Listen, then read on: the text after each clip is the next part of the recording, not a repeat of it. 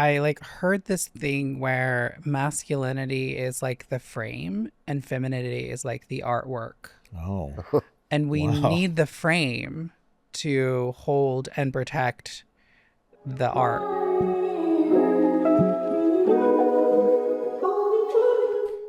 You should definitely do hot yoga, but it's like people love it or they hate it. Well, I think I can't remember if I told the story on here, but my one yoga experience when I was like 22, I lived in Hollywood off of. You've only had one yoga experience. Yep. I'll tell you why. Okay. Because I went to the Hollywood YMCA. Oh yeah. And I was like, I'm gonna try yoga. Like I've been told by everybody, like, go do yoga. And everyone was doing yoga. It was really hot, like trendy.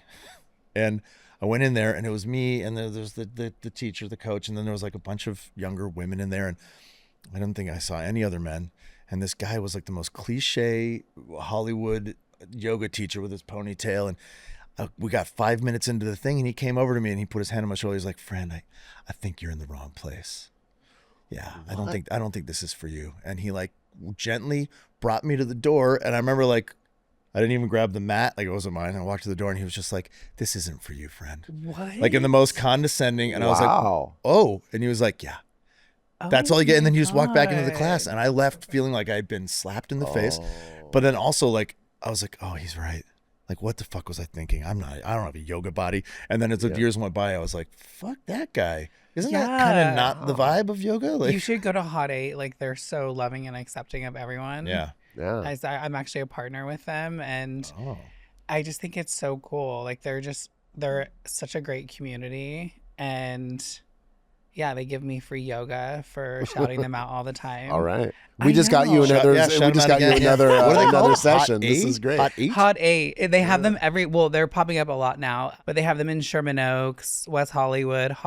Yeah. But it's just like so loving and accepting. And I actually follow this teacher around to every studio. I've followed her around for years because she's just so loving and accepting. And even my back going out, she's like, do your thing. Like your mat is your practice. Like, yeah, it's great. Fuck the guy. Yeah, I'm so sorry. I've thought about that guy from time to time. I used to do yoga at the Hollywood Y, actually. You did? Yeah, back when I lived in LA. Yeah, I know. I totally Did you ever forgot. teach a class there? Did you ever have a ponytail, Reed? Yeah, once. Yeah, back in college. But yeah, no, I would do like beginner yoga there, and it was like she was very gentle. Ponytail back in college.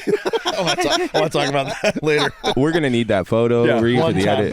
I'll try to dig one up. I gotta. Yeah, it was more my hair was long, and occasionally I'd put it in a ponytail. Right. I wasn't like you were just like wearing the ponytail all the time. Sloppy pony. No. Tight. Yeah, taut. Yeah, I would have went for the man bun if that wasn't in fashion at the time. And I grew my hair out unintentionally, like last year, and started wearing it. And I have very fine hair, and I had the tiniest little man bun in the world in the back, just a bun. Let's not even call it a man bun, a bun. Why do we have to gender I don't the see buns? the need. Yeah, we don't need gender buns. And then finally, I cut it off, and my agents were like, "Hey, thank you." We didn't know how to approach that, but like, good job cutting that off. I was like, oh, all right. Oh, thank God. Yeah. Well, Billie Lee is here. Billie Lee, hi. Welcome to I Love You So Much. Yeah. Thank you for having me. I don't know if we prepped you, but we like to start off with confessions. Okay. So we get to confess something. So do you have one? What pops right into your mind if I'm asking you to confess something? I have nails on and I hate them because I've learned, like, I used to always have nails on, but this is like a lot of too much information. No. There's no such thing on this show. There's no such thing. We as want too much more information. But pleasing myself with nails on is not a thing. Like, it's awful. Oh, I never thought about that. Isn't that crazy? Yeah. But I feel like people do everything. Like, I'm confounded how people navigate the world with those nails on. Yeah, I used to have nails all the time. Like, I don't know. But yeah, I recently was like, let me please myself, and it was not great. Oh, so the nails are the nails outweighing your personal pleasure? Yeah, it's horrible. It's like I want to take them off immediately. So if you ever see me without nails on, you know that you're masturbating. I'm feeling great. Yeah. Which is healthy. By the way. I think that's a healthy trade. Yeah. I was just talking about it with my girlfriend. I'm like, that's what's on my mind right now. So the confession. So the confession is that I'm not sure the confession in there that you wish you didn't have nails on right now, or just that nails impede your masturbation. Basically my confession is I'm having not the greatest orgasms because I'm wearing nails. Yes. Okay, that's interesting. Which is crazy. Yeah. Fashion over function. That's the first time I've ever heard that. But I'm not a vibrator girl, so I guess like if you see girls with like really long nails, they probably use a vibrator. Oh, yeah. Or that a makes man's sense. dick, or something. Right. Yeah, right. Yeah. Or their partner's fingers. You can navigate that. Right. We can go on and There's on. lots of other ways you can kind of do it. Yeah. All right. My confession is I've been working through and I've been feeling some jealousy. Oh. So I've been seeing a woman for a few months now. And it's probably just a little bit elevated from friends with benefits, but it's not really, it's not going to be much more than that. And it's never going to she's poly, right? And so she has a couple partners. And so from the very beginning on this, I've had to like navigate jealousy feelings, because that was like, if you told me 20 years ago, oh, you'll date someone who's poly, I would have been absolutely not. There's no possible way I could even do that. It's been good, actually. It's been really good. It's been kind of liberating. And but we were having a conversation recently, and I think someone new has kind of come into her life, because I was the new guy, and now there's somebody new, and I was like, oh, really? She got a new hot side dish. Yeah, or I think more of a new main dish. And I think I'm relative. I've been the side dish, which is fine. And it's been like, and I ended up seeing her, and she's a very busy person, so I really ended up seeing her, even though she lives 2 blocks away from me, like once a month, literally. Yeah. I recognized this feeling, and I was like, okay, I just want to squash this.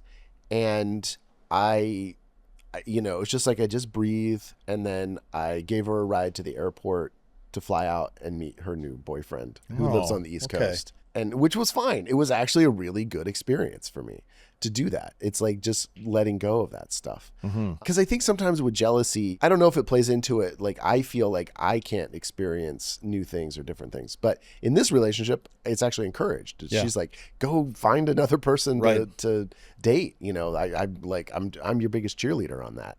And because I think I had been jealous also of the fact that I couldn't see her that often. And it was really mostly because of her work stuff. Yeah. But I was jealous of that. I was jealous of the time I wasn't getting to spend with her, and a little resentful that everything else was more important. And then I realized, well, if I'm not getting what I need from her, I can get it from somewhere else. And that's part of the deal. And still get parts of what you need from her. Yes, because really what we've had has just been wonderful. And I kind of want more, but this is also not someone I probably, I'm going to, have an eye towards marrying someday or being my, live with or something like that. It's just, that's not the relationship we have. So I've just been navigating this little poly world, and I wouldn't necessarily consider myself poly, but I guess if you're dating someone who's poly, you kind of are. You kind of are. Yeah. Yeah. So it's interesting, man. Like I have a couple friends who are like, have been poly for a long time, and the way they talk about it is very like, I'm like, oh yeah, that makes sense. Like maybe I'm not that way equipped, but if you are that way equipped, like cool, man. But I think that proprietary, that sort of jealousy that we or people tend to feel in relationship is bad. I think even at its most noble, jealousy is a bad emotion. And I don't like compartmentalizing emotions like that or feelings, but I do think jealousy is kind of like, it's a remnant of something bigger. And it just rots you, man. Yeah. And the beautiful thing about that, if you're dating a poly person, they just want to talk about stuff all the time. Everything is all out in the open all the time. That's the kind of nice thing about it is it's really been open and honest from the very first day. Because if you're poly, you have to say it immediately, right? Even if you're never going to be poly, this moment, this learning, this teachable moment of like, oh, jealousy, like how do I navigate that, and where do I put it moving forward? Will be useful in any relationship going forward. Like and also realizing that if she has feelings for someone else, that doesn't mean she feels less for me. Yeah, that's I think there's more. I kind of think we have like infinite love, right? That we can put out there, and so it's like it doesn't. When she's with me, she's very present with me. That's nice. Yeah, my friend Steve Mallory, who I've talked about before, said to me one time. He said, we have infinite uncappable love. We have like, you can love 100% of the people 100% of the time, just don't love blithely. I always like that. Like you can give 100% to multiple people. If it's love, it's love, but just don't do it blithely, which I love that. Right. Yeah. I love that sentiment. Yeah. So Love for real. Love so much. So yeah, there's your report from the poly frontlines. All right, man. I appreciate that. Like I said, I have friends that are poly, and when they explained it to me when I was younger, I was like, oh, "Come on, man, you just want to fuck other people." But I think that's the you know, and they're like, "Well, yes, that's part of it. You know, yes, and yeah, anyway. I could never.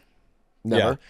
No, like even if I'm like just friends with benefits with someone, I prefer not to know what's going on. Mm-hmm. I think like I've learned and grown so much from not trying to be like my family.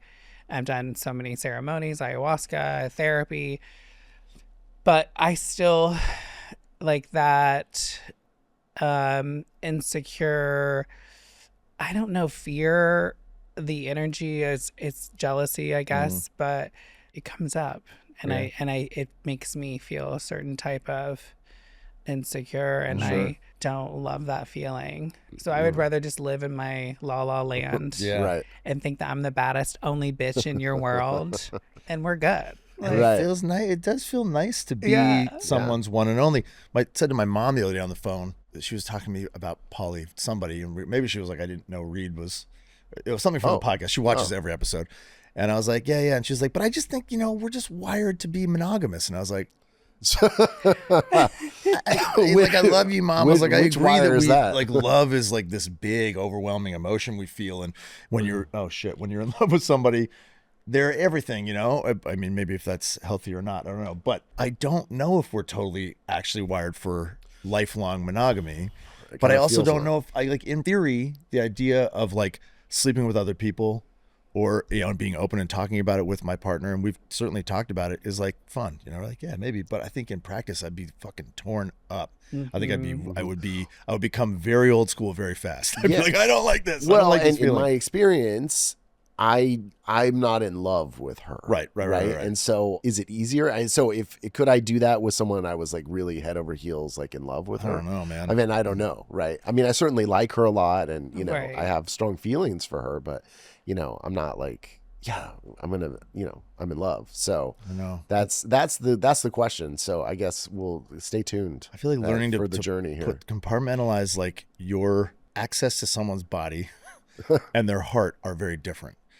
But they get enmeshed so easily and quickly. And it's like, well, yeah, just because you want to have sex with somebody else and give them your body, like that's that proprietary thing. I'm like, I think that's pretty gross. Like I should be able to go, if you love me, but you want to do that, but our ego gets in the way and we get hurt and we get kind of like insecure and fearful. Well, and that's the thing, is it's got to mean that you're in love with that person or you want them more than me, or But when you talked about the insecurity, that's what pinged for me with the jealousy. The insecurity is so tied in with the jealousy, right? Every time I'm jealous, it makes me insecure, and I don't want to feel insecure. Fuck, I mean, no. I really don't. So. I have enough of that all day, every day. Yeah, exactly. Already. I think that also your mom, also her watching the podcast, I'm like, maybe I shouldn't talk about masturbating.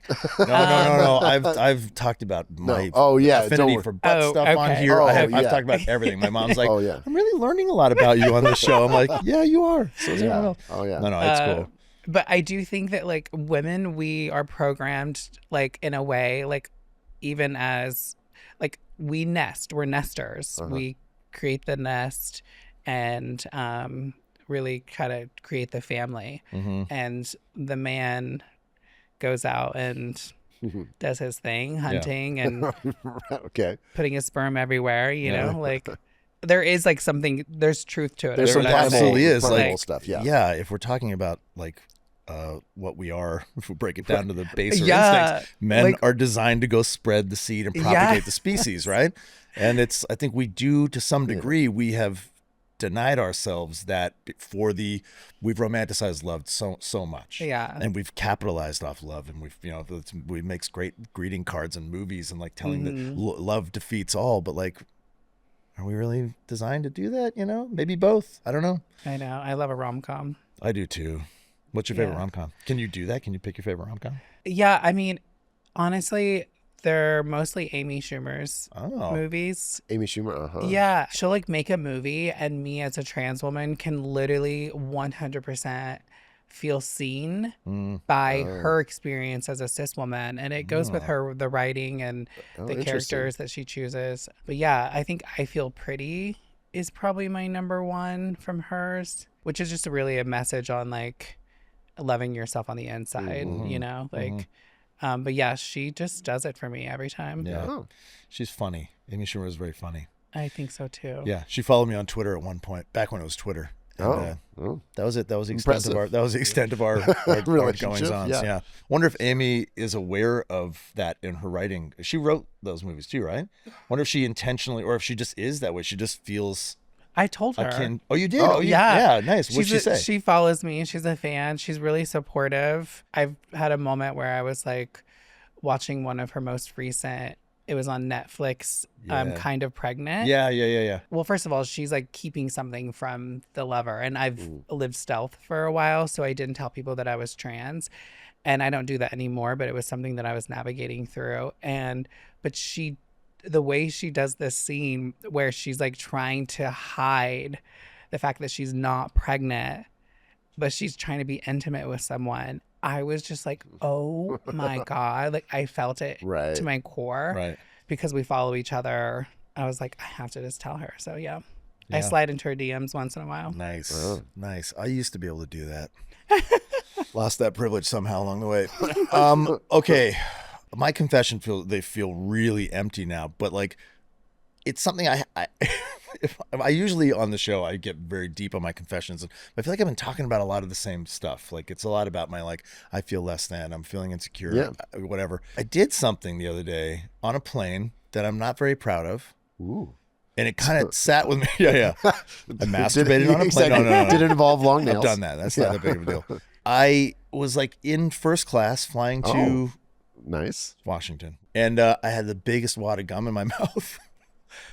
And we were in the middle of our ascent, and I couldn't find anything to put the gum in. And I was like, I got to get this fucking gum out of my mouth. And I stuck the gum underneath, like, in between the window and and I was like, and then I could just smell the gum the whole flight. I can't pick it off now. Like I can't go under there and pick off. That'll be a mess. Ew. And like I might get seen. I was very stealth about the first thing. And I got like the whole day. I was like, what the fuck? Who's that guy? Wow. Why did I put my gum under?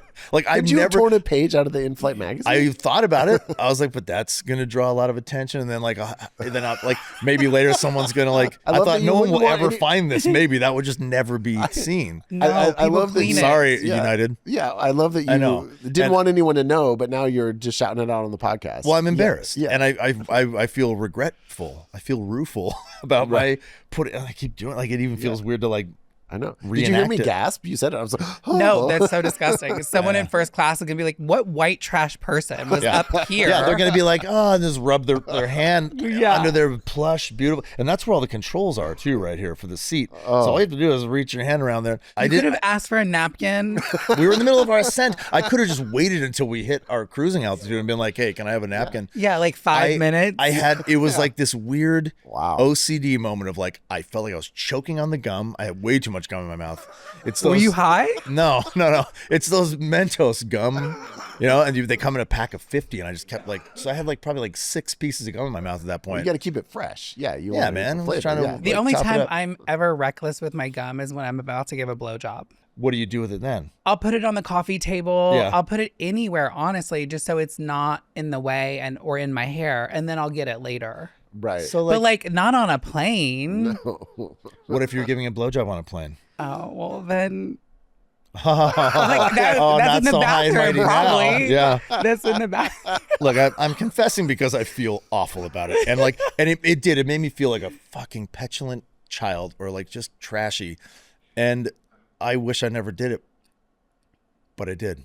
And that's my confession. And I guess what I'll do about it from now on is I will never put my gum under anything, any seat, any tabletop, any countertop. Next time I'll swallow it if I have to. You know what? Wow. Yeah. Or just use the in-flight magazine. Yeah. I don't think there was there was even a barf bag there. I could have just put it in the barf bag. I didn't even think of that. I'm assuming there was one there. Yeah. I didn't see it, but I'm assuming there was one there. Also, Martha the other day, she was in the kitchen and she just brought over the lid from a candle and there was a huge wad of gum on there. And she was like, "Is that you?" And I was like, "I don't know." No. It had to be one of the children. Who else was it? Man, my kids don't chew gum. Oh man, I did it before I was doing a taping. I think I had gum in my mouth and I put it there, thinking I would throw it away later. So this is repeat behavior. No, that's the thing. That's just too Just isolated sometimes- incidents Yes. within the span of 2 weeks. Whatever. Wow. Yeah. Well, we're should nipping just this in the leave. I'm bud. gonna go We're now. nipping this in the bud. Is that my this worst behavior. confession on here? I feel like I've confessed way worse things. I don't know. That's No, that was shocking. weird. Yeah. You know, so Yeah, I'm- and we shamed you. Yeah, and There's you a shaming both party gasped, by the happening way. You right both now. like. I don't. Maybe you guys did too, but I'm like, I mean, it's just diabolical, you know? Yeah, literally. it is Wow. a little bit. Yeah, I'm and, like, reconsidering the show. on my right way to now. the nation's Like, capital too. Yes. you know? Yeah. Exactly. For The shame. disrespect. You guys seen the movie Flight? Well, he gets in trouble for flying the plane drunk, right? Yeah, of They do a course. whole Oh, yeah, autopsy. yeah. Turns out it was a little bottle. When the plane crashes, Tyler, and they do the autopsy, it's going to be that little gum stuck wedged between the fucking No, frame. they will that- eventually trace that back to me. They'll have a Yeah. flight manifest The and DNA. like, it'll cause a yeah, crash. they'll do a little carbon Yeah. dating on the gum and like this was from 14 days ago. Best case, it gets on some rich asshole's pants. That's what I was hoping Yeah. for. Yeah. No, I hope it never gets on anyone. It was definitely in like a spot that I was like, that's not. No one goes in there. No one goes around under the little like vent thing here, and you know. It did definitely. It was on like the vent because they had like their vent there, and it was making the whole flight smell like minty, which could be worse. Yeah, Right? no, that was like an air freshener I was situation. doing everyone a favor because it smelled like jet Yeah, fuel in there. Totally. Yeah. Okay.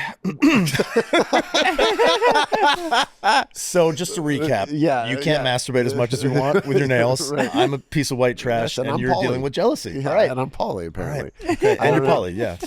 By proximity. So, Billy, I have a question. It's about reality TV, and here's my question: do you consider yourself an actress? I love the craft. I love acting. Uh-huh. I've taken a couple years of class and really loved it. Did a little indie movie, loved it.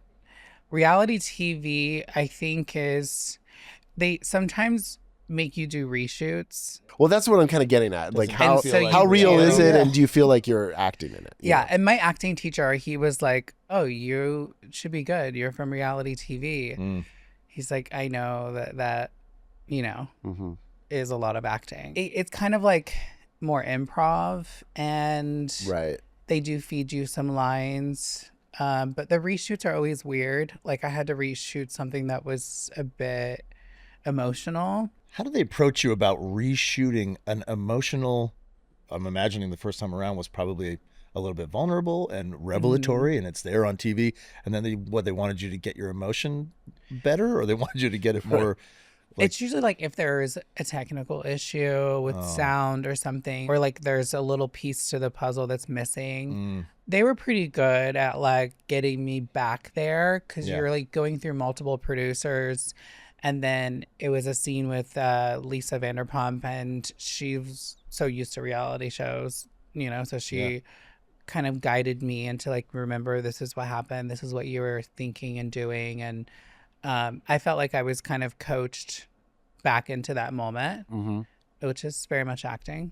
I was like, I'm getting all like incensed for you, and I'm like, but that's exactly acting. That's not like I'd be like, that's so manipulative, and that's so like, how dare they try to get you to a place emotionally that you aren't at authentically? I'm like, that's the whole job of acting. Yeah. And a producer will grab you and be like, hey, I need you to go over and do this and talk about this. And, you know, you're really like upset about this, right? Right. I'm like, yeah, sure. Oh yeah. It's almost like you have little acting coaches that Right. are all around guiding you through this scene. My friend was the like on-set sound mixer for Jersey Shore, like the last one of their reunion seasons. And he was like, oh my God.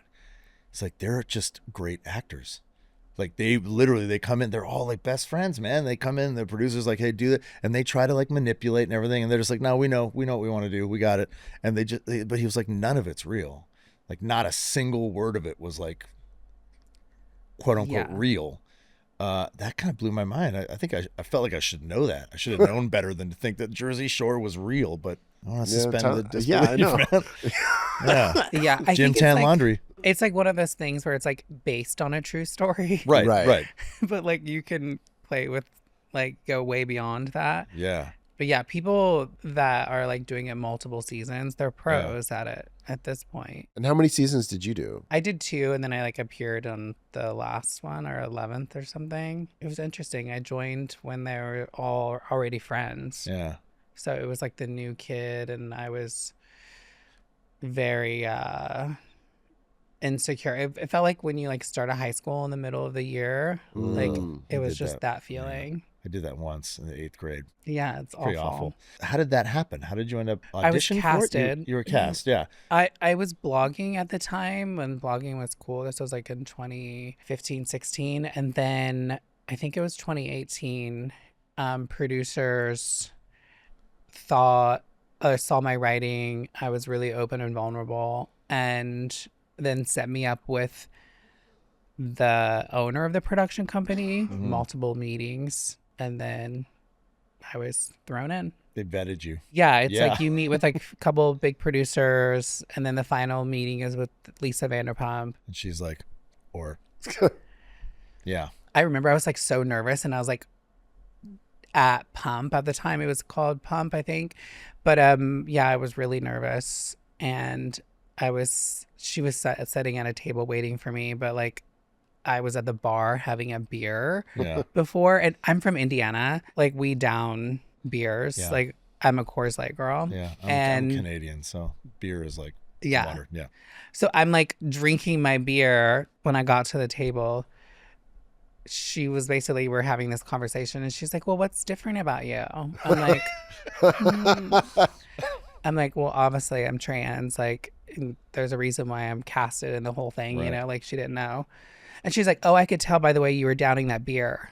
Oh. Oh, geez. Were you I like, was like, fuck oh you, my man? God. Like, first of all, my cis girlfriends drink like they swallow and guzzle Yeah, beer yeah, more yeah. than I do. But yeah, that was my Do introduction you think she was just to trying her. to be Well, like it's- funny, or like Yeah. I was saying before you got here that like I think people often put their foot in their mouth around certain topics, you know? I Yeah. think trans is one of them. I think racial issues, people are afraid to say the thing, so they end up saying something stupid that they never I'm not defending Lisa Vanderpump. I don't know her at all. But like, do you think she was just trying to be like affable, or was she being an asshole? No, she does have like a funny sense of humor. Yeah. I just like laughed it off. Yeah. But there were so many moments that was like that, Yeah. that later, or I would walk away being like, God, why don't I feel good? Yeah. Right. Yeah, you were treated differently, you felt like, than the other cast members. Yeah, I don't even know, because I don't know how exactly they were treated Right. their first time, but it was just like people try to navigate around it, but like sometimes people use humor, or they would try to compliment me, but it was a microaggression where I just felt like, Right. how come I don't feel good? Yeah. Right. But I got so many of them. I wrote a book about it, and it's called Why Are You So Sensitive? Oh yeah. Oh. Why are you so sensitive? Yeah. Yeah, literally. Yeah. But it's cool. It's an anthology collection of a lot of different There we stories. go. That's awesome. Yeah, I'm really proud of it. Hopefully people will learn and grow from it and not be so harmful. Yeah, I mean, I did this medical drama on NBC for a long time. In one of the episodes, I played the psychologist on the show, and one of the episodes was like this kid was sick in the hospital, this biracial kid, and my character, I had to say without any hint of irony, I had to look at this woman in the scene and say like, your son has cancer, and she's like, what? And I said, racism is giving your son cancer. And I was like, oh my God, I can't fucking say this line. Or like she's like, how do you have cancer? I'm like, from racism or something. What? It was all, but then I looked into it more and I was like, microaggressions actually on a consistent basis will make people physically sick. Like you just house this constant, that was like a very dramatized version of it for Right. TV and whatever. It was like an act out and go to commercial and sell some soap. But the microaggressions constantly Yeah. can actually do a lot of harm, right? Totally. Yeah. Do you feel like you absorbed it all and were able to channel it, or do you feel like it got in there and fucked you up? Yeah, well, before I started reality TV, I was doing I owned a restaurant, and then I sold it, and the owner of the building bought me out, and I took some time off and traveled the world and did ayahuasca. And it was really healing for me. I fell in love with my trans experience. And then when I got the offer to do reality TV, I never watched reality TV, and I never watched Vanderpump or The Housewives, but I knew it was Me too. really, Yeah, I've Me never neither. seen it. I've Yeah. never seen it's it, like, yeah. and now I definitely don't watch it. It's so triggering. But yeah, I knew that I was diving into a lower vibration, and I would tell my spiritual friends, I'm like, I'm going to take a dive for a couple years. I'll be back. Right, like, right, right. you know? Uh-huh. And no, it like drug me to the Oh. darkest of dark places. Like things that I didn't know I would experience again. As a teen, I had childhood depression, OCD, and I would self-harm a lot. And all these things started coming back as an adult. Yeah. And it was just a constant drinking, microaggressions, Yeah. filming all the time, getting a call time the night before. And that's a tactic to isolate you so you don't make plans with your other friends and family. Oh man.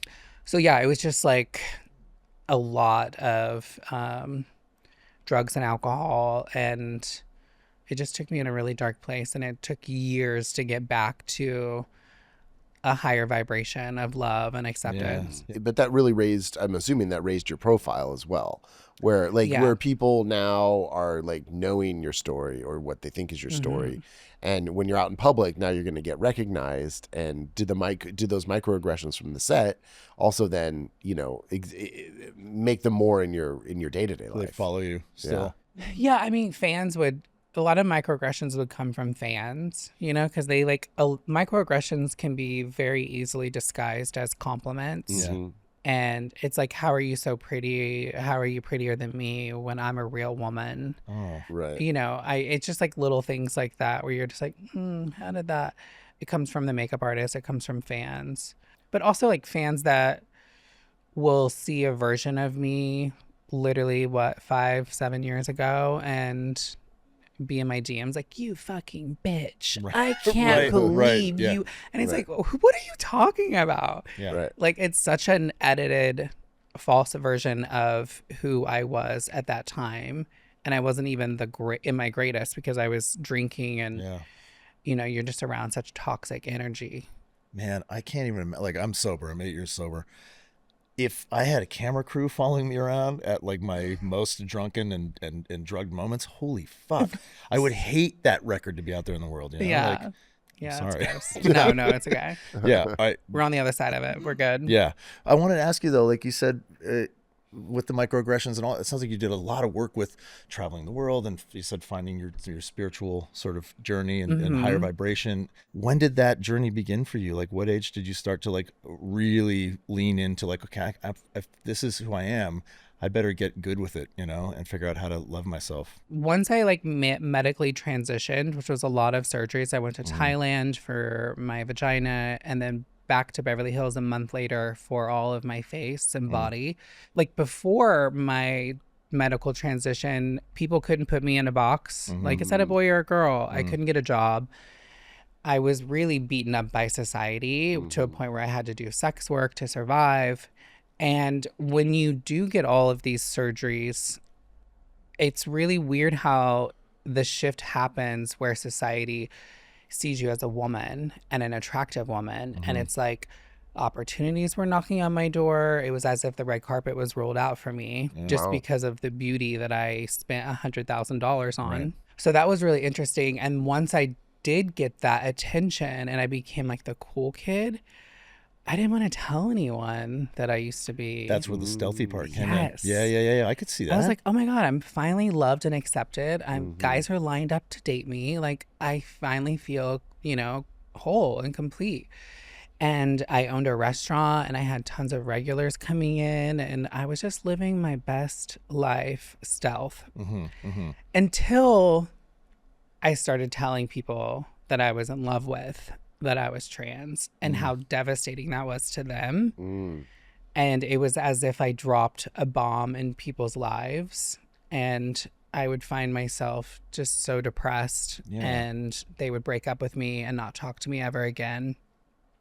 And I noticed at the same time I was attracting men who weren't comfortable with it. Yeah. Oh, interesting. Because I myself wasn't fully comfortable with it, because if I'm like not telling people, I'm being proud about it. So that set me on the journey to do ayahuasca, and I did a lot of ceremonies, different plant medicines, and really completely learned to let go of a lot of shame. Like shame from when my dad called me a faggot, shame from being bullied so much, like you don't realize what you hold on to. Oh my God. It's Oh all the my work I do now God. is like, what? I'm holding on to that shit still? Right. Yeah. You Like, feel like you've transcended, and then you're like, oh, I'm still. oh my God. And the ayahuasca ceremony is like, I'll never forget, my shaman came by and like my spirit guides were pulling, because you throw up, you purge a lot. Yeah, yeah. when We you're live in doing Ojai, ayahuasca. by the way, Yeah, so we're yeah, very yeah. familiar with Oh my God, really? I plant love medicine Ojai. ceremonies. Yeah, yeah, yeah. Oh I my mean, God. I haven't done hi. it, but yeah.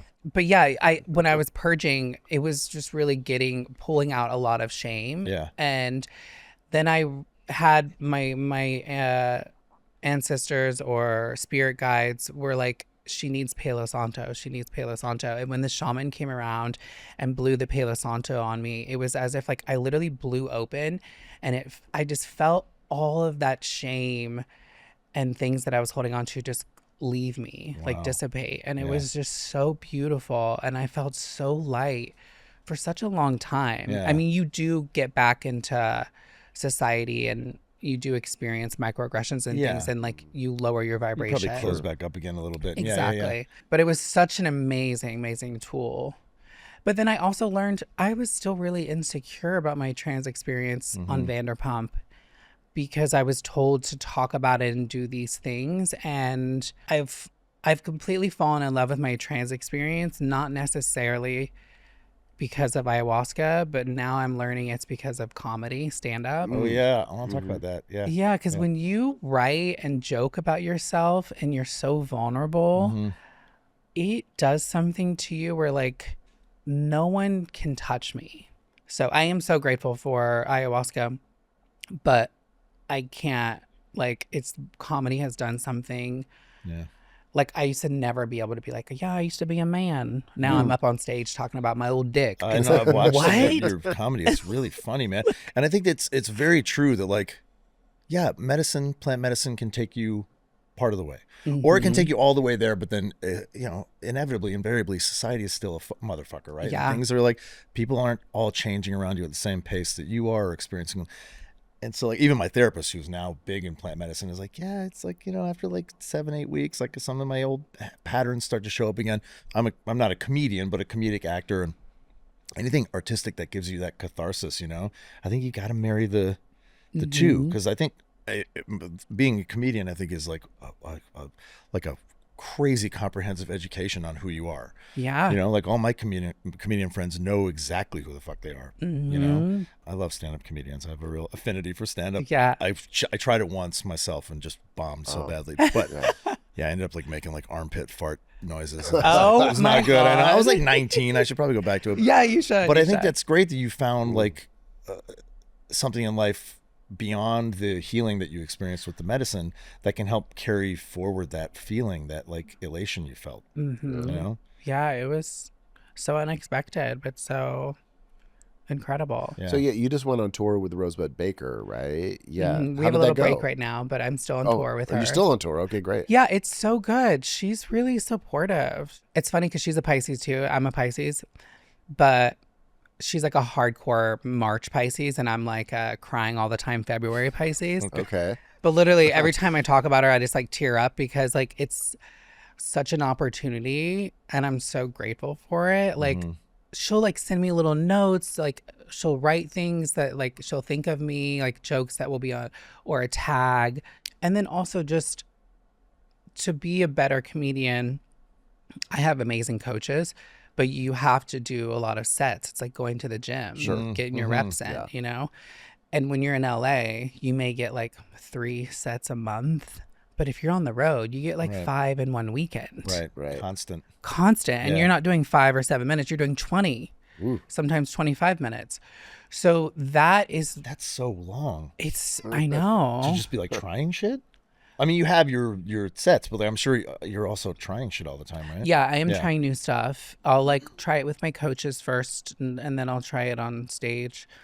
But yeah, it's just like so cool. I can get so many reps in 1 month that like even my manager will watch my set and she'll be like, I'm growing so fast as a comedian.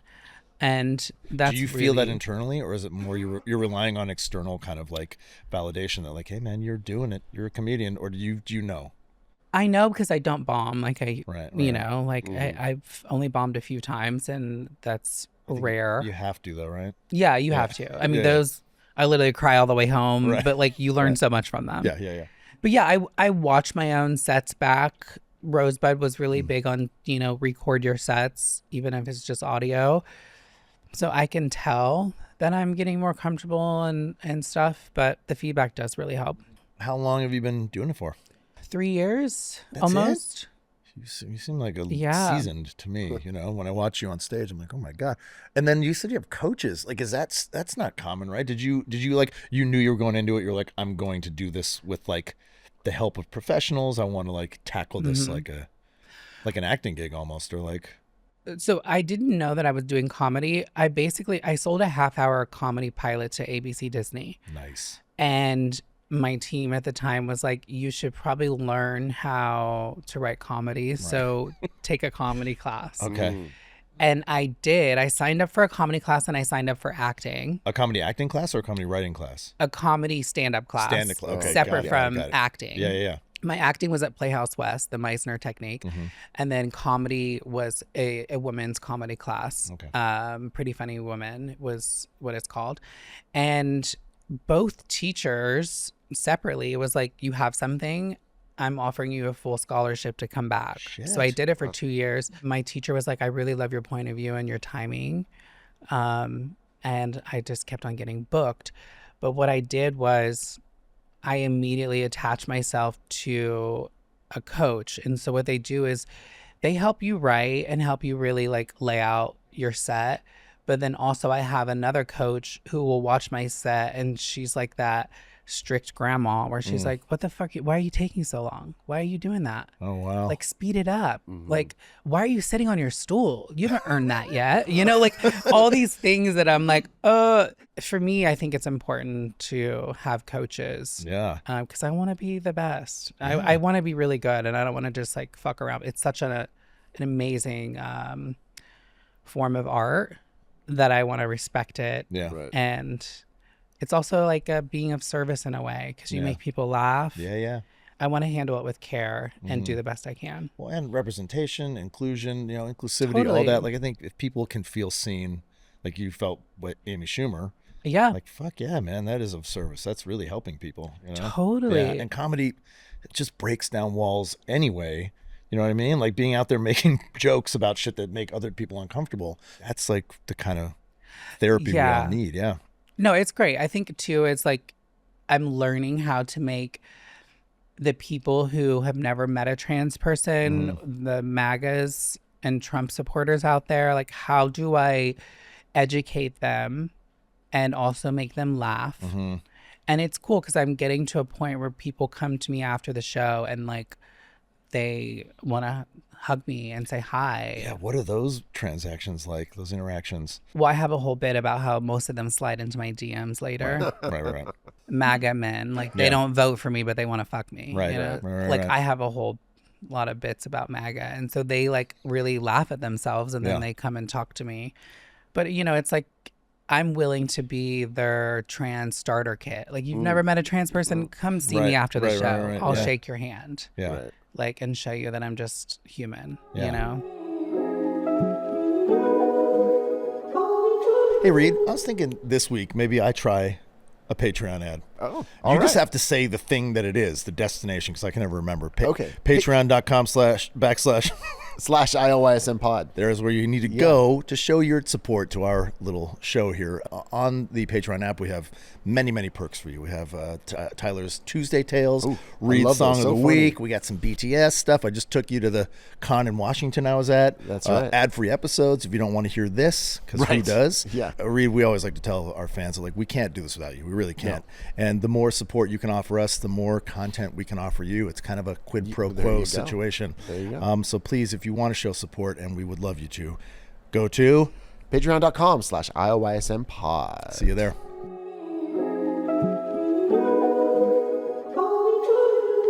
I don't want to hang our hat on you being trans. Do you like, because you're just an awesome person in front of us who is a comedian and has a, but do you still feel like you're in a place in your life where you do want to talk about it a lot, or do you find does it start to get a little bit like, okay, everybody, yeah, I'm trans, let's move forward. Where do you think that sits in you, like really in your heart, you know? Well, like everyday life, sometimes I'm like, sometimes I forget about it. But I also am bombarded with the hate and discrimination from our administration. That scares me to the core.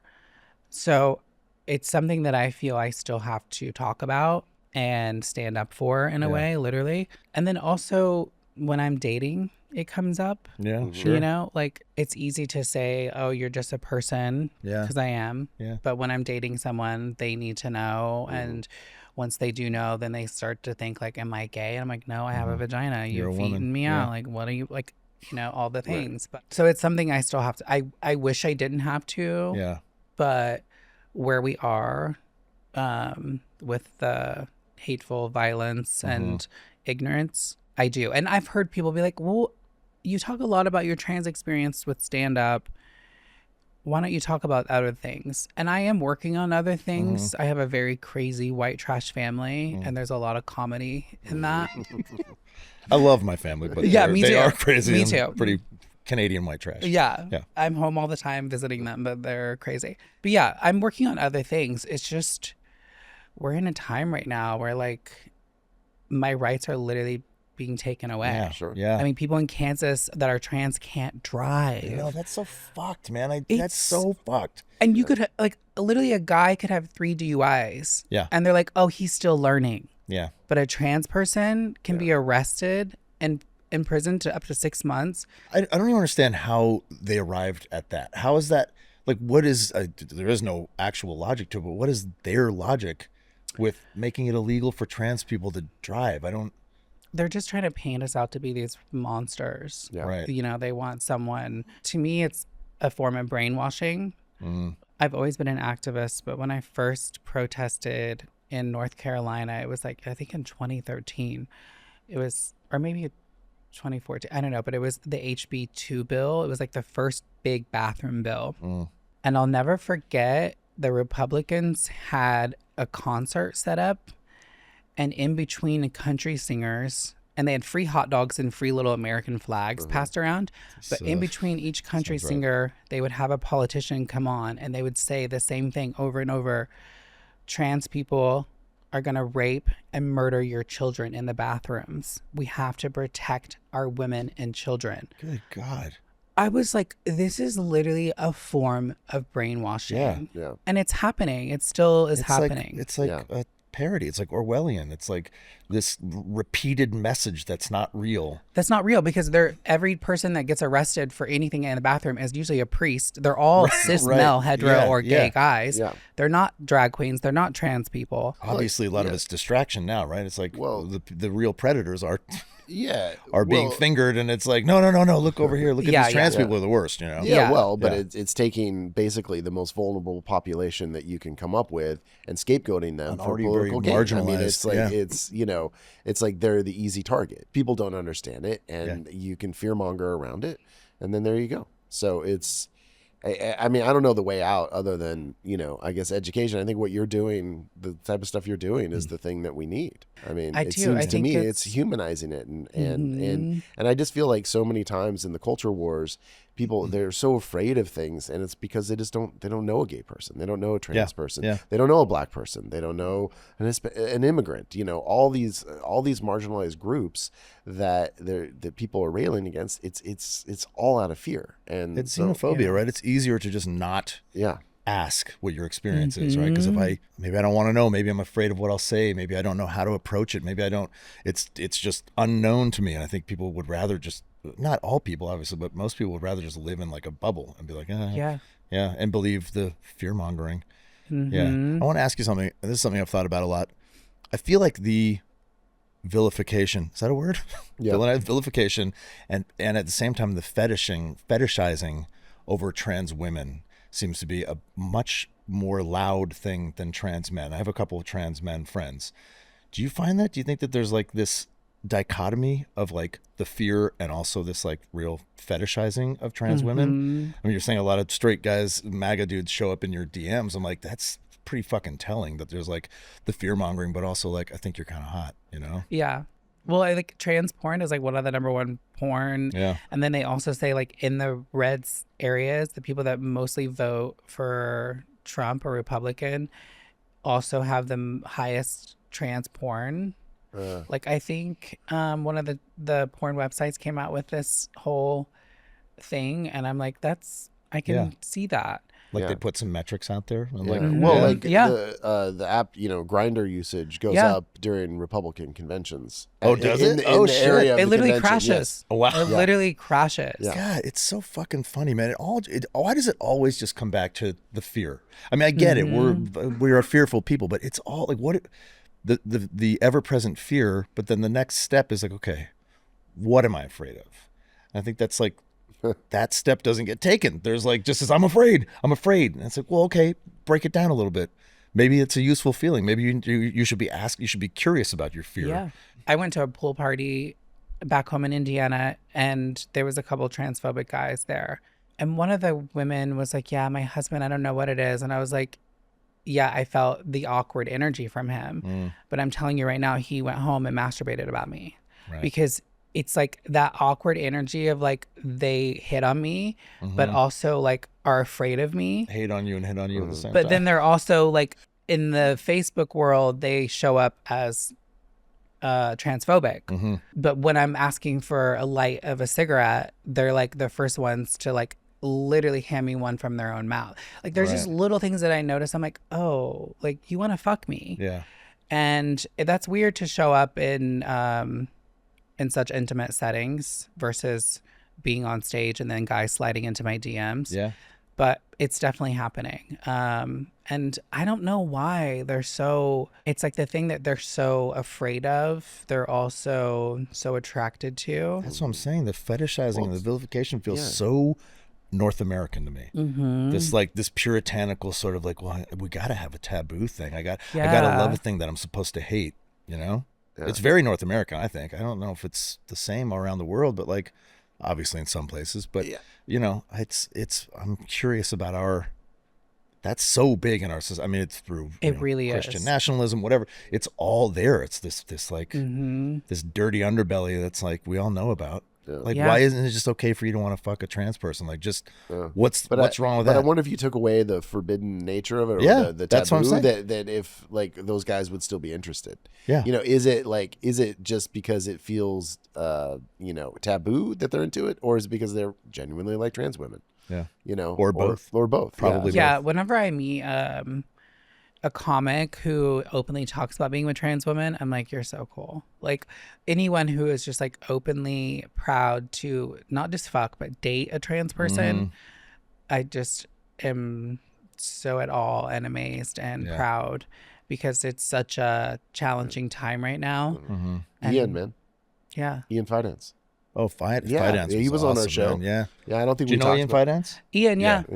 He's He's the comedian, right? Yeah. Yeah, Jewish. Yeah. I've had conversations with him. I thought you meant you had him. No. It would not be surprising. Yeah. I've had Ian Fidance. Yeah. One of the things, and this has been true my whole life, and I think I used to be kind of afraid to share it, was like, the thing that moves me the most in the world, like the thing that will bring me to tears often, is authenticity. And I don't know how else to put it. Like the bravery which it shouldn't even have to be brave to just be who you are, but it is, And I think whenever someone is unapologetically or like they have no fear about being authentically themselves, or just like authenticity at all costs, it just breaks me down. I get so fucking moved by it. I think that says a lot about the kind of world we grow up in. Like it's that crazy for me to see someone be who they are, Yeah. And like they say, like, well, I've even experienced, but the more authentic you are, the more likely you are to go viral. The more like people want that. Like people are craving it. Yeah. Especially in the society that we're in. So well, and that's why your stand-up is working. Yeah. Right? Because you're very authentic. Yeah. Yeah. Well, and that's what we're trying to do here too. Like we're not going viral. I mean, a little here and there, we have gone viral for a couple of clips, but that's the idea. Is like Reed and I are both trying to be authentic human beings and just be real and get better, accountable, vulnerable. but what someone said something about like it's if you want success, you have to get like more niche. You have to go more directly into the thing that you can't cast this huge wide net, right? And hope that that's going to bring you more fans or more, you know. But if like the more genuinely authentic you are and the more you stick to your lane, I think that's what makes me emotional. That's what gets me the chills, you know. I was like, oh man, I don't know, just I get gassed up by that. Do you have you know, because we're both dads, and I think a lot of our listeners are parents too. So, you know, in your experience growing up trans, or, you know, I don't know if there was a journey of like, oh, I'm non-binary, or then I'm trans, or gay, and I don't know if you have like advice, but like how can we as like parents? I have a 12-year-old non-binary child as well, and it's like, you know, be there for our kids who are questioning gender, or you know. Well, we didn't have so many boxes Right. back then. The only box that I was told by a doctor, because my parents took me to the doctor because I was really feminine. They took you to the doctor for that? They knew that I was different. Like I was very, very like I would get like mistaken as like my parents' daughter, and they would, a lot of the shame that I grew up with was them saying, no, that's not our daughter, that's actually a boy, Right, you right, know. right. The new thing is like, instead of, because I literally was told you're gay, so I lived gay for 2 years. The shame of, I was constantly told to man up and be more masculine. Ugh. And then even when I entered that gay relationship as a teenager, he also shamed me and wanted me to be more masculine. Right.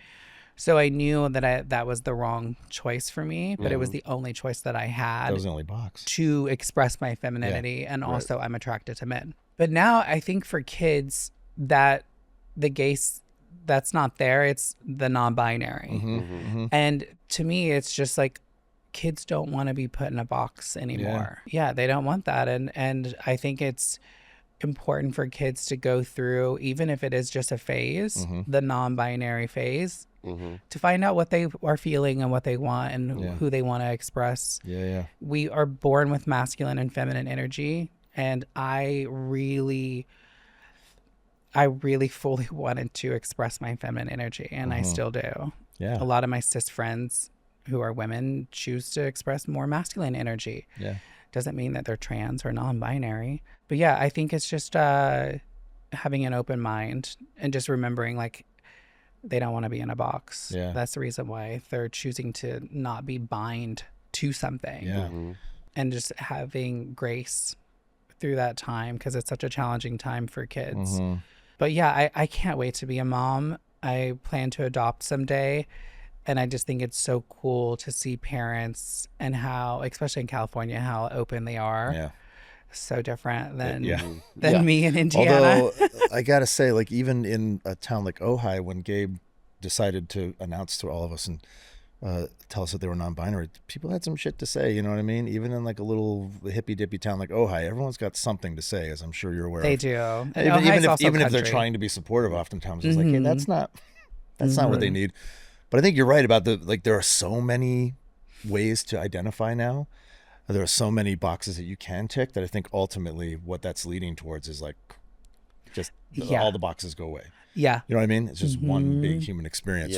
And kind of what I've seen, you know, and you would have more experience with this, Tyler, but of the kids, like it's not an issue. Like we've had like for the most part, right? Yeah, I mean, I think it depends where you are. Yeah.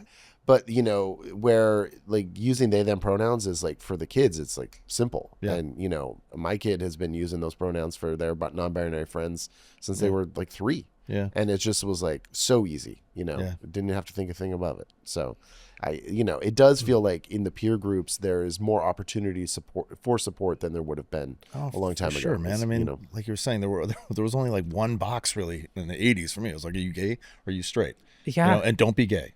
Yeah, that was it. Yeah. So there's one right one. You know, it's funny. When I first moved to LA, there was a restaurant called Pritzi's on Franklin. I don't think it's there anymore. It's by like La Poubelle and Birds. And it was owned by a trans woman named Kat. And they were one of my first trans friends. And we went there all the time. And I remember like hearing then, and this was she was like probably already in her late 50s. And this is in like 1999, 2000. And she was explaining to me like her experience then of coming through like the 70s as a trans person, and it just sounded fucking horrible. But again, very emotional for me because I was like, oh my God, you're so tough, man. That was so amazing that you chose yourself over all that noise.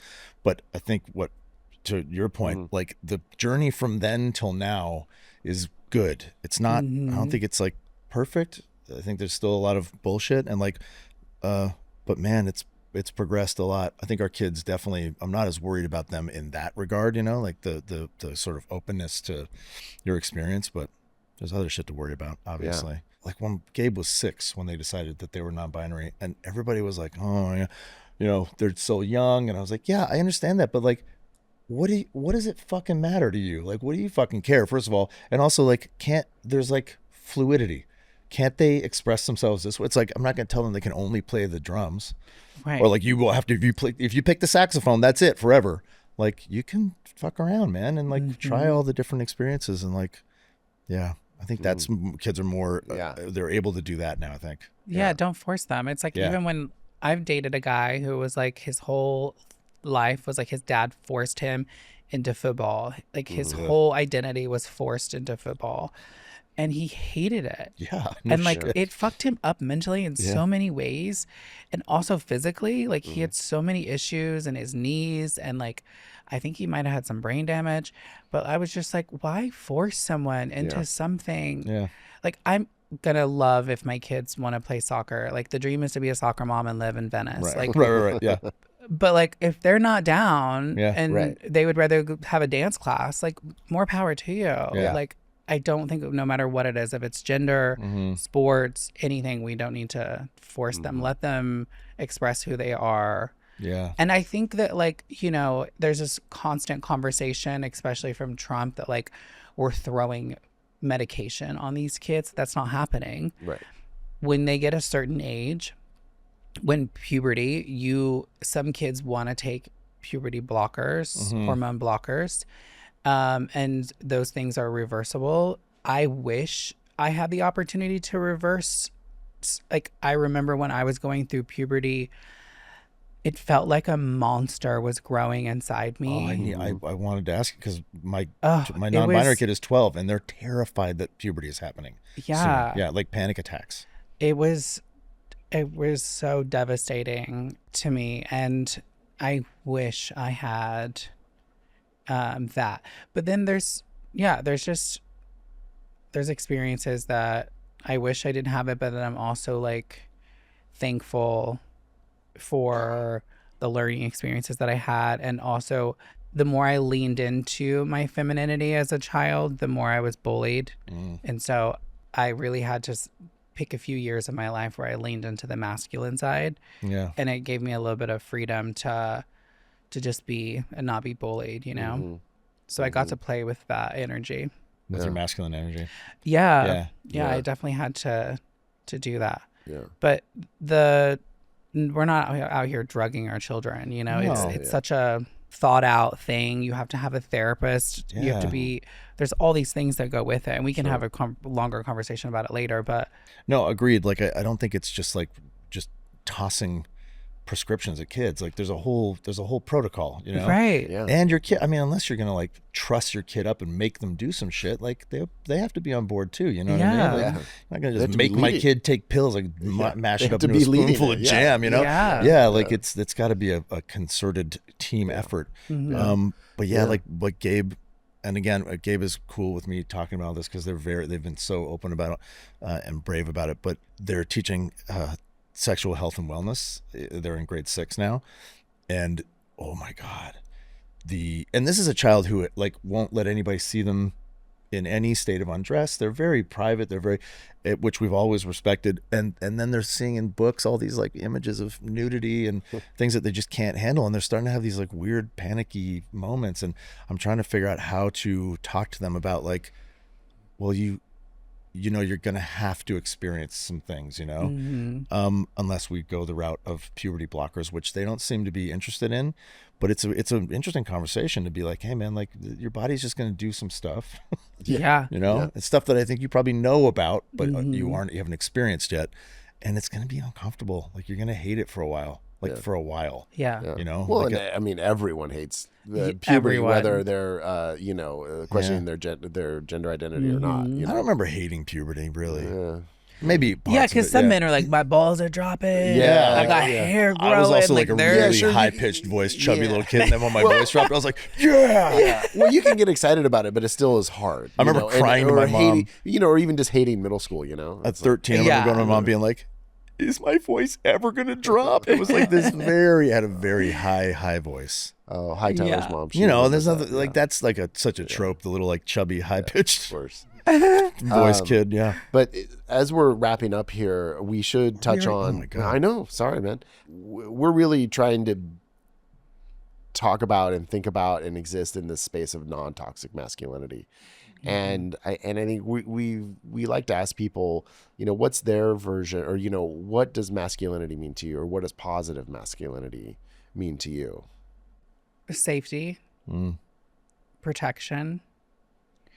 I heard this thing where masculinity is like the frame and femininity is like the artwork. Oh. And we Wow. need the frame to hold and protect the art. I like that a lot. That's Right? great. That's, I yeah. think it's really beautiful. Yeah. And I'm very attracted to masculine energy. Yeah. I love it so much.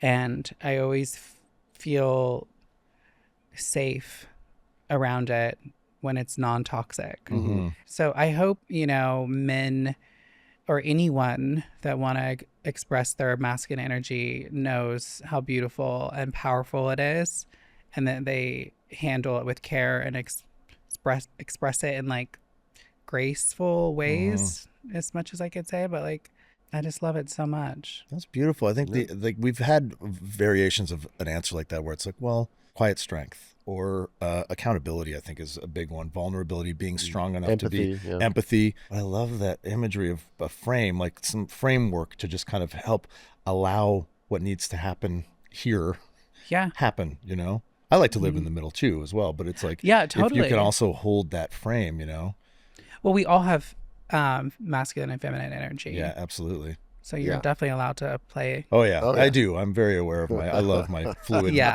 gender and sexuality, and it's a big part of who I am. Yeah. But yeah. Thank you.